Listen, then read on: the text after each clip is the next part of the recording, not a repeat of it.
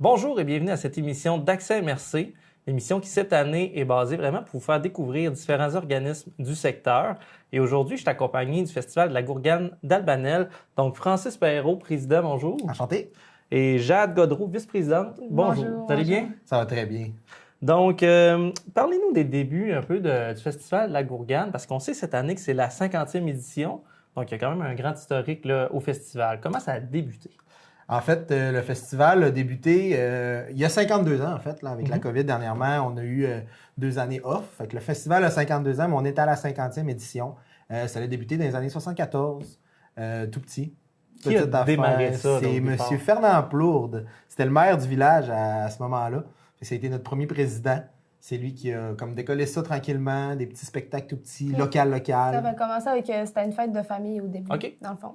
Puis après ça a pris de l'ampleur. Y avait-tu déjà des tournois comme de baseball, comme on connaît aujourd'hui, qui est quand même très réputé aussi comme tournoi là, dans la région? Je pourrais pas prononcer, je pense pas, je sais pas si tu il y avait beaucoup d'activités, ça je le sais. Il y avait beaucoup de concours. Je sais qu'il y en avait plusieurs dans la piscine municipale. Il y avait plusieurs concours, mais tournoi de baseball, je sais pas quand. Des choses comme ça, mais je pourrais pas dire quelle année que ça a vu le jour, ces affaires-là. Là, on parle d'activités, donc voulez-vous nous en dire un peu plus sur la programmation prévue cette année?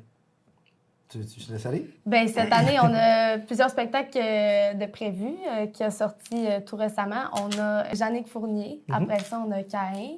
Après ça, on a les Day Lowry Truck. Après, on a les Dérapeutes. Oui. Ensuite, après ça, en fin de soirée, on a tout le temps des spectacles un peu plus festifs. DJ, musique. Ouais. Puis c'est intéressant de voir Caïn aussi dans leur tournée d'adieu venir clore ça. Pas clore leur tournée nécessairement à Gourgane, mais qui viennent dans notre coin finalement pour les festivités. C'est super intéressant. Côté activité plus familiale, je pense qu'il y a des tournois de poche, tournois de baseball. Oui. Côté activité familiale, comment vous organisez le site? Est-ce que c'est une structure gonflable? Quelles sont les activités prévues? Mettons, on a une zone, la zone de la famille, qui est en avant du site. Dans le fond, c'est vraiment plus pour les plus jeunes. Donc, on a des jeux gonflables. On a l'autobus arcade, qui est une nouveauté il y a quelques années. Après ça, on a les tournois de balles. C'est ça qu'on a tout le temps nos classiques activités, qui est tournoi de balles, tournoi de push, les modes drag le samedi après-midi aussi, qui sont super populaires. Mais là, cette année, étant donné un petit peu, on joue dans la nostalgie avec la 50e. Les deux thèmes que je dis, c'est remercier la communauté qui nous supporte depuis plusieurs années, puis la nostalgie on essaie de ramener ce qui se passait dans les 50 dernières années. Fait qu'on a probablement des trucs comme Gourganoton. Je sais pas si ça peut donner des cues à certaines personnes qui ont vécu un peu plus, mais Gourganoton, on veut essayer de rapporter ça, tournoi de volleyball, de nuit. C'est des choses qui se jouaient dans le temps, qu'on a perdu, mais qu'on veut ramener cette année là en édition spéciale. En mode nostalgie un peu des 50 dernières années. C'est intéressant. Est-ce que vous avez encore je me souviens plus des termes exacts, mais comme le roi, la reine du festival, est-ce que ça existe encore? On a les ducs et duchesses qu'on avait perdu un petit peu à travers le temps, par manque d'implication, si je peux dire, parce que c'est quand même beaucoup d'implication. Les ducs et duchesses, c'est la vente de billets pour le financement du festival. On a ramené ça il y a 2 ans. C'est encore sur la table cette année. Là, on est dans la finalisation de tout ça pour savoir c'est qui va être nos ducs et duchesses. Puis par la suite, oui, là, il y a le roi ou la reine là, qui est couronné au début du festival le jeudi soir. Les Montgolfières feront-elles leur retour aussi cette année? Absolument. Montgolfière encore là cette année. On essaye de peut-être ramener une petite nouveauté aussi, une nouvelle façon en fait de pouvoir faire découvrir la Montgolfière aux gens. Fait que ça encore là, on est en discussion sur la table. Là, je veux dire, c'est en juillet, fait que oui, tout se trame, mais tout n'est pas booké encore. En préparation. Exactement, c'est ça. Côté prix, comment ça fonctionne les gens qui veulent se présenter au festival? Est-ce que c'est des passeports ou c'est des prix journaliers? Qu'est-ce qui est gratuit? Qu'est-ce qui est payant? Nous, en fait, le festival, depuis les 50 dernières années, c'est gratuit à 100%. Il n'y a rien, les spectacles sont gratuits, les activités sont tous gratuites. Fait qu'il n'y a vraiment absolument aucune activité qui est payante. Puis encore là, tu sais, je veux dire, je sais avec l'économie du jour de plus en plus, mais encore plus cette année pour le 50e, c'est sûr et certain que ça reste gratuit.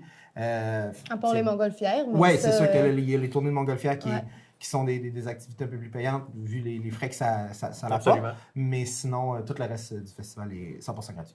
Donc, côté financement, comment ça fonctionne et quelles sont les activités que vous faites pour ramasser des sous? Justement, on parlait d'éduquer du chess tout à l'heure. Y a-t-il d'autres activités que vous faites pour ramasser le financement? Durant l'année, on a fait des bistrots, des soirées. Après ça, on a aussi notre traditionnel souper fesse de bœuf, qui était en même temps que les dragues qu'on a faites cette année, un nouveau moyen de financement aussi.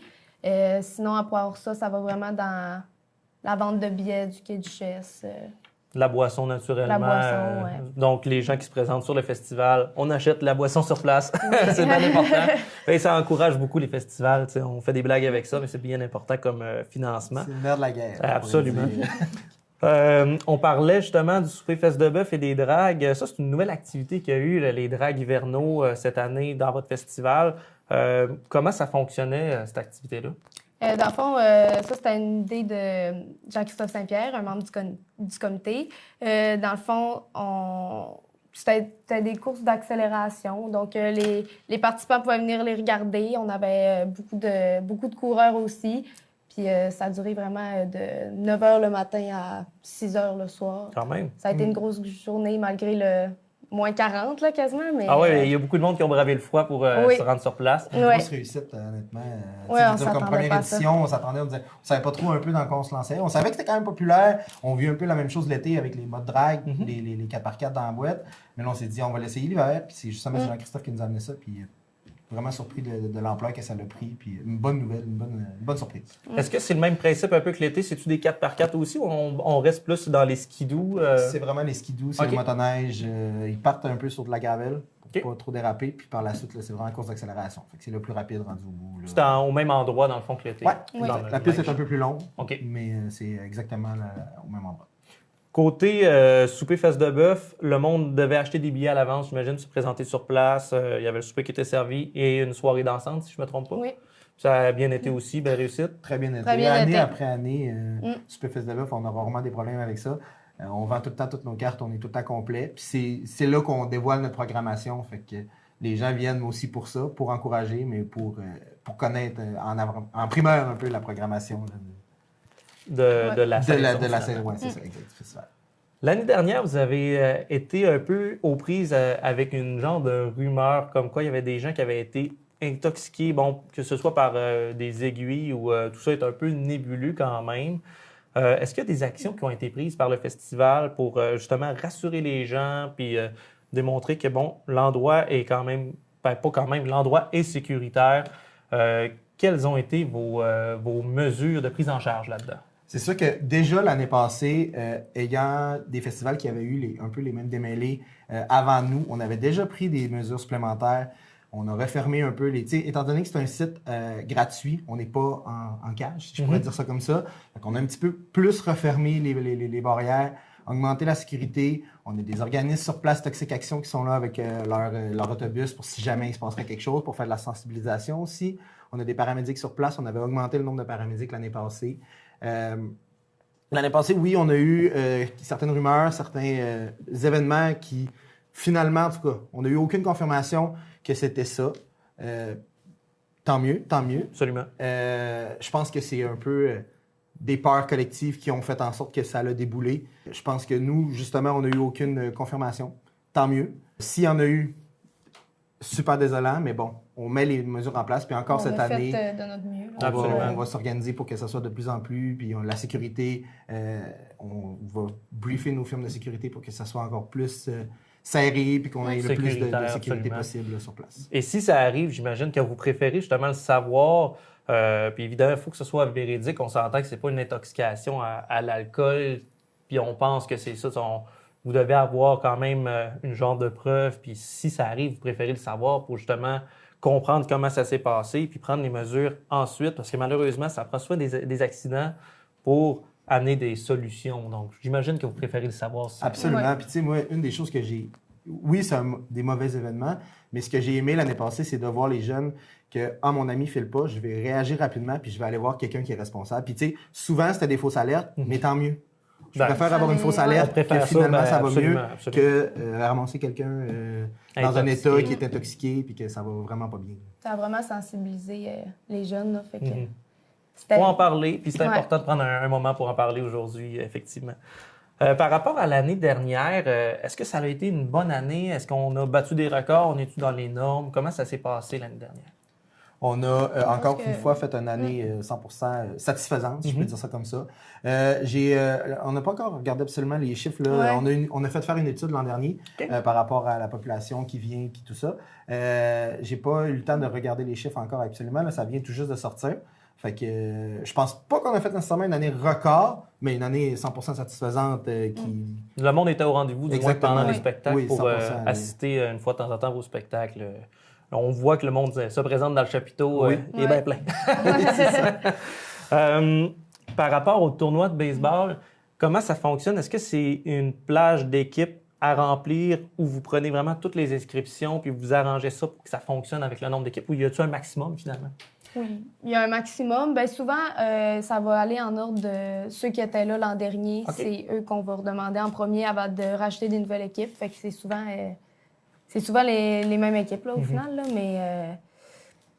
le monde apprécie vraiment le tournoi, donc ils reviennent, c'est bon signe finalement. On vient tout juste de rouvrir un peu là, les plages pour reprendre des nouvelles équipes si jamais, du moins ouvrir la liste d'attente pour jouer là-dessus. Avant, c'était 24 heures. On s'est rendu compte avec le temps que à 3 heures du matin, il y en a un peu qui étaient, comme on dit, un peu intoxiqués par l'alcool et que c'était pas super sécuritaire comme Donc la balle va pas dans la bonne direction. Ouais, non, c'est ça, exactement. Fait qu'on on a rapetissé un peu les heures d'ouverture du tournoi, si je pourrais dire ça comme ça. Mais super, tout le temps complet. C'est vraiment les équipes qui s'inscrivent. Puis par la suite, là, nous, on monte des plages horaires. Donc, vous avez un comité, un CA, finalement, de combien de personnes? On est 13, si je ne me trompe 13, pas. 14, C'est pas mal toujours les mêmes qui reviennent année après année aussi? Y a-t-il un roulement? On est, là, dernièrement, on a eu un petit renouveau là, il y a quelques années. Moi, c'est ma 3e année que je suis là. On a beaucoup de jeunes. OK. Ben, jeunes, ça, c'est intéressant.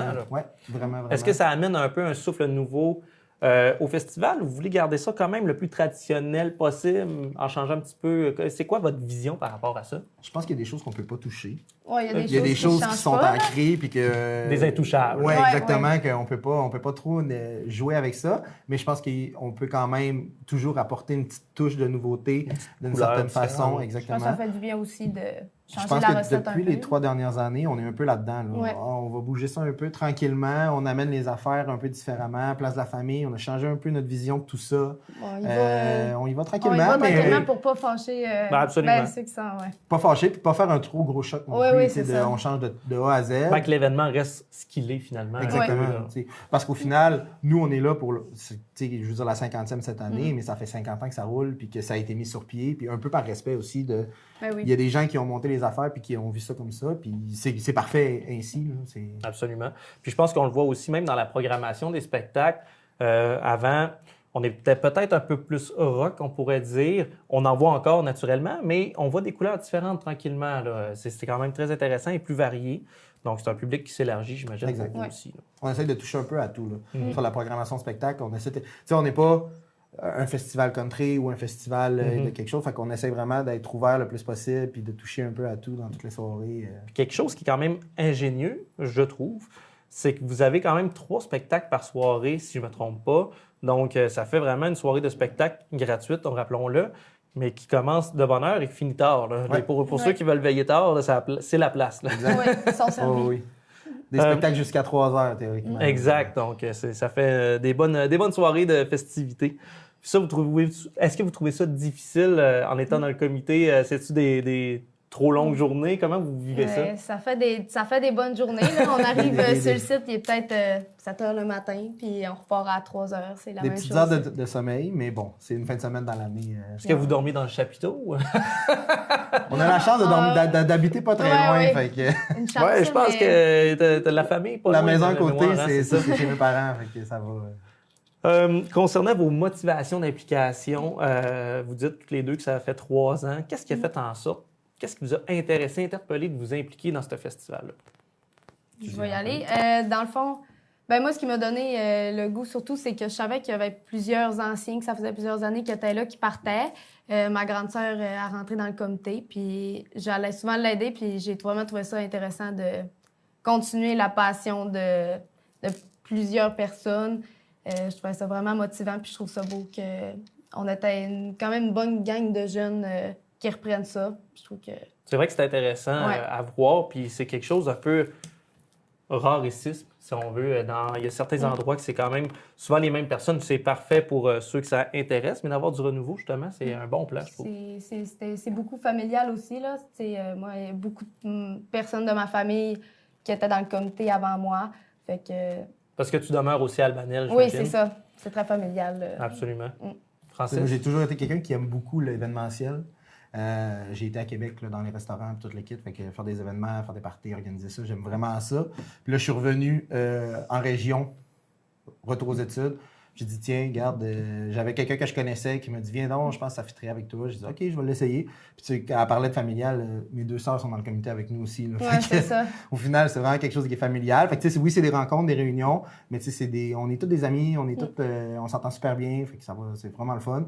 Puis de voir que, justement, comme je parlais tantôt, oui, il y en a qui l'ont travaillé depuis 50 ans, mais de pouvoir continuer, faire continuer une entité, en fait, qui dure depuis tant d'années, que maintenant, c'est nous qui la ramène pour quelques années.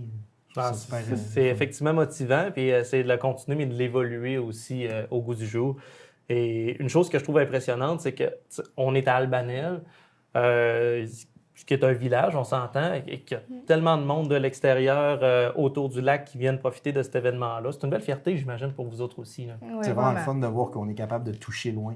Tu sais, ce n'est que les dragues de motoneige, des gens de l'Abitibi, des gens de Montréal qui sont descendus seulement pour cette journée-là. Puis c'est même chose pour le festival avec les motodragues. Les gens qui habitent ailleurs reviennent dans leur famille, dans le coin. Là, on s'attend justement, là, quand ça va être des problèmes là, logistiques. Là. On est en train de regarder ça un peu. Des beaux problèmes. Oui, c'est ça. Des beaux problèmes. C'est des beaux problèmes, des bonnes solutions, mais on dit on va avoir un problème. Là. L'attente est déjà pleine le samedi soir. Qu'est-ce qu'on va faire avec tout ça? Mais bon. Vous allez devoir avoir un deuxième autobus chantant qui font le tour. Peut-être, hein? Voulez-vous me parler de cette tradition-là? Moi, pour étant un peu néophyte de ce sujet-là, de cet autobus-là, parlez-moi d'où est-ce que ça part? Qui chante la fameuse chanson du Festival de la Gourgane? C'est Amé Paquette qui chante cette chanson-là. Ben, cette version-là, en fait. Okay. Il y a eu une plus vieille version où est-ce que c'était quelqu'un du festival, je pourrais pas dire à 100% c'était qui. Pas du festival, du village, pardon. Ouais. Mais là, cette version-là qu'on entend, là, qui nous casse les oreilles toute la fin de semaine, si on peut dire ça comme ça. C'est Amé Paquette qui la chante en ce moment. Là. Je sais pas combien de centaines de fois vous l'avez entendu en 3 ans sur le comité, en plus de toutes les fois que vous avez assisté au festival. C'est épouvantable, c'est toute la fin de semaine. T'es couché dans ton lit le matin, t'entends passer l'autobus dans le village. Et pourtant, le monde apprécie énormément cette activité-là. C'est quoi le parcours? C'est un petit tour de la ville ou comment ça fonctionne? C'est dans tout le village. Okay. On va dans les rangs aussi. OK. Mais on sort pas du village, par exemple. Oh, mais, le but un peu avec ça, c'est de faire découvrir le village aux gens, mettons, justement, qui viennent d'ailleurs. Okay. Fait qu'ils font une petite tournée du village, ils voient un peu qu'est-ce qu'Albanel peut faire rayonner. Pour les gens de l'extérieur, je pense que vous offrez aussi des places de camping, si je ne me trompe pas, sur le terrain. Il y a le camping municipal qui est plein année après année avec une liste d'attente comme un peu pour le tournoi de balle. Mais on a un agriculteur qui fait un champ, qui crée un camping en fait dans ses champs avec des places là, fait qu'on, un peu à la Saint-Tite. On peut dire ça comme ça. Fait que oui, on a des places en masse. Là, pour, c'est combien de places, grosso modo? Et je pourrais pas dire, mais il y en a beaucoup. L'avez-vous déjà rempli, ce terrain-là? On a déjà passé avec beaucoup. Mais tu sais... Je pense qu'il est un peu aussi de s'il en manque, on va en refaire. OK. C'est ça. C'est un autre, on a de la place en masse, d'implication. Exact. Oui. Les villages, ça se resserre puis ça s'entraide. C'est ça qui est beau à voir aussi. Est-ce que vous voulez nous parler un peu? Je pense qu'il y a un concours de soupe aux gourganes dans votre festival, de la gourgane, naturellement. C'est en fait le seul concours qui est encore en vie à 100% depuis, je pense, des années. C'est le concours de soupe aux gourganes. Ça a toujours été là. Puis on veut pas toucher à ça. On veut le garder. C'est quand même assez populaire, honnêtement. L'année passée, je me suis impliqué plus que d'habitude dans ça. J'ai fait le saut. Ça surprend. Beaucoup de participants, beaucoup de personnes qui viennent goûter aux différentes soupes. On voit des soupes de toutes les couleurs, parce que c'est vraiment le cas. Tout dépendamment des ingrédients, évidemment. Mais oui, non, c'est ça. C'est quelque chose qui est là depuis longtemps, puis qui est encore là, puis qui va être encore là. On veut peut-être un petit peu mettre encore de l'ampleur. Je trouve que le festival a peut-être un peu perdu la gourgane en tant que telle. Tu sais, à la base, Albanel, il y avait beaucoup de chants de gourgane autour, puis c'est pour ça que le festival de la gourgane est né. Maintenant, il n'y en a plus, mais on veut ramener un peu plus l'essence de la gourgane cette année. Là. Les gagnants ou les prix qui sont proposés dans ce concours-là, est-ce que c'est la meilleure soupe au Gourgane d'Atit ou y a-tu un prix originalité, justement, que tu nous dis des soupes de pleines de couleurs, je sais pas? C'est vraiment au goût, en fait. Ouais. Fait que les Ok. gens votent par la suite sur leur soupe au Gourgane. Il n'y a personne qui se considère expert. Donc, c'est vraiment les gens vont venir voter pour leur soupe préférée. Puis par la suite, là, la gagnante, c'est elle qui a reçu plus de votes. Puis là, justement, on dit la gagnante, c'est-tu la mamie qui est là à chaque année, qui gagne toujours? Ça fait 2-3 ans que c'est Ah la ouais, même personne, c'est- si je oui. me trompe pas. Fait qu'on a la soupe signature quand même. Ouais, là. Ouais. Est-ce qu'elle va participer cette année? On souhaite. Probablement. Je n'aurai pas le choix d'y goûter. En terminant, je pense que vous avez une mascotte aussi sur le terrain. Oui, Gourfanel. Go Fanel? Oui, c'est pour Gourgane, Fernand Plourde, lui qui a Ah. créé le festival, puis Albanel. Gourfanel, c'est la 3e qu'on a. Les premières, ils faisaient quand même assez peur. Là, Ah oui? Là, on est content. Elle est On quand l'a même belle. Elle est On belle, l'a ressorti à Gourfanel. l'Halloween, l'ancienne. Ah oui, OK, à ce point-là. là. Ah oui, c'est assez effrayant, mais Gourfanel est là tout au long du festival avec les enfants. Puis même les adultes sont contents de l'avoir, là, Gourfanel, quand même. Fait que... Il joue-tu au baseball des fois? Gourfanel, elle Je joue-tu? sais pas si on l'a fait jouer, mais on pourrait jouer cette année. pourrait. Ah, je vous pourrait donne faire plein jouer. d'idées, On mais donne là, des cette année, idées. vu que, Cette ça- année, Ouais. vu que c'est le 50e, vous n'aurez pas le choix de sortir vos 3 mascottes, je pense. Ah, oui, c'est vrai. Ben, c'était C'est dans dans les c'est plans. ça, Ah, attendre ouais, aussi je vais à des d'essayer punchs, de- là. Oui. Francis, Jade, je vous remercie beaucoup pour votre temps, puis je vais vous souhaiter une belle réussite pour cette année, le festival. Merci Au beaucoup. plaisir de vous revoir. Merci. Donc, c'est ce qui conclut l'émission de cette semaine. On se retrouve la semaine prochaine pour une autre émission.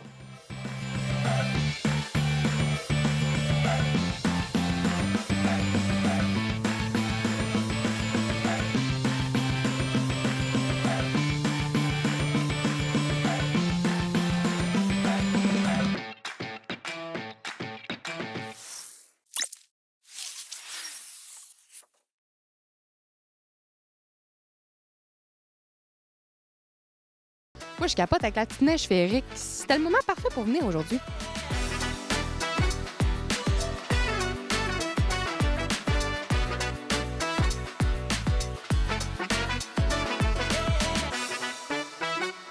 Aujourd'hui, j'ai la chance de venir visiter la nouvelle entreprise Oasis et Spa du Capitaine située à Péribonka. Puis là, ben, je suis toute excitée, j'ai vraiment hâte d'y aller parce que c'est magnifique. Puis en plus, ben, on me dit que bientôt, il va y avoir un petit concours sur la page Facebook. C'est à surveiller, je pense. On y va?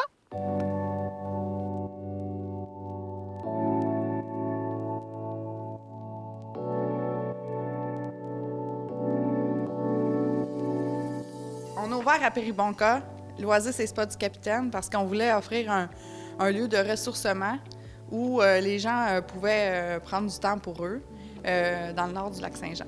Ici, dans le fond, pour commencer, on a les sources thermales. OK. Les sources thermales comprennent 3 spas à remous. Après ça, un bain hammam. C'est un bain vapeur à l'eucalyptus avec de l'exfoliation au sel de marmot. On peut prendre le temps de respirer, mais aussi prendre le temps de s'exfolier. C'est le temps quand les pores de peau sont ouverts, puis tout ça. Il y a aussi des douches froides à l'intérieur de l'installation. On a 2 saunas finlandais, puis une yourte de repos, dans le fond, un endroit de repos intérieur. L'été, bien, on a plusieurs endroits aussi extérieurs où les gens peuvent avoir accès au feu. On a une salle de massothérapie, une OK. salle d'esthétique. On travaille avec les produits JM Collin dans la salle d'esthétique. On a aussi les produits Tapo ton fruit.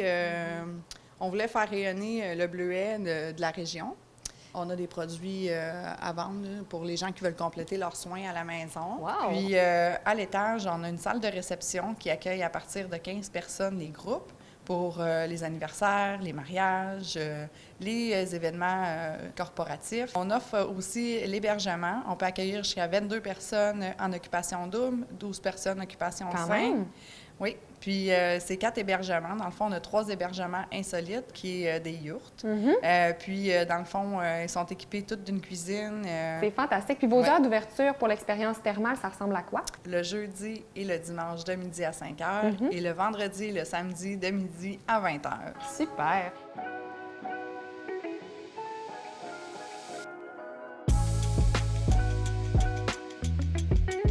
On commence la visite des installations. Moi, je suis toute excitée. C'est magnifique. En plus, on a une petite neige féerique. Qu'est-ce que tu veux de plus?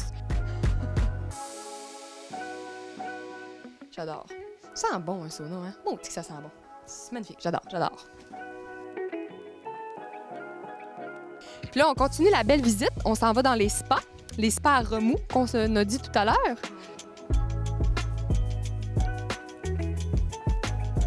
Sérieux, là, à date, c'est ça que je trouve, c'est que c'est intime, c'est vraiment mignon, là, genre c'est immersif, intime. Tu veux venir ici, là, je suis comme avant ça, j'aurais apporté mon maillot, hein?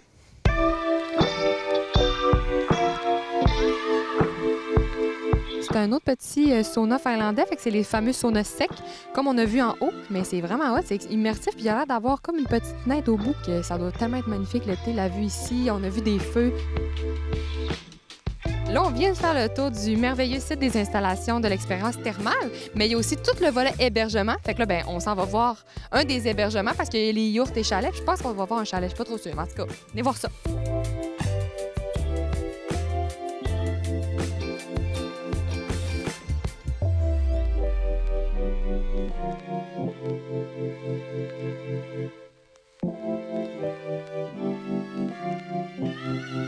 L'Oasis et Spa du Capitaine, c'est vraiment un bel endroit où venir relaxer, à s'offrir un cadeau à soi-même ou à offrir à quelqu'un d'autre. Dans tous les cas, c'est vraiment une belle place. On se revoit bientôt pour un autre Vox Pop.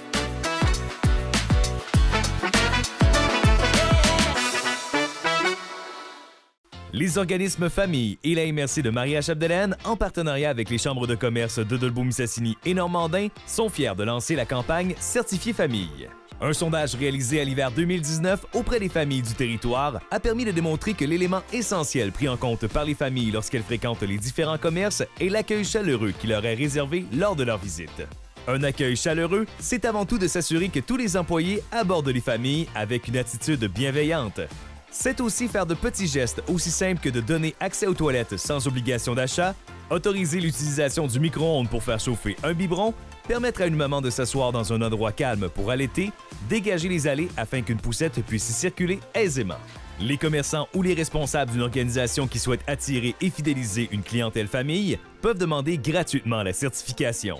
Une vignette autostatique est visible chez les établissements qui se qualifient aux modalités suivantes. Une attitude positive et accueillante des employés envers les familles et les tout-petits et la poursuite des efforts pour améliorer l'accessibilité des familles. Vous souhaitez être certifié famille? Contactez-nous au 88 276 66 77. Surveillez les entreprises certifiées famille ou retrouvez-les sur les médias sociaux à l'aide du mot-clic Certifié famille MC.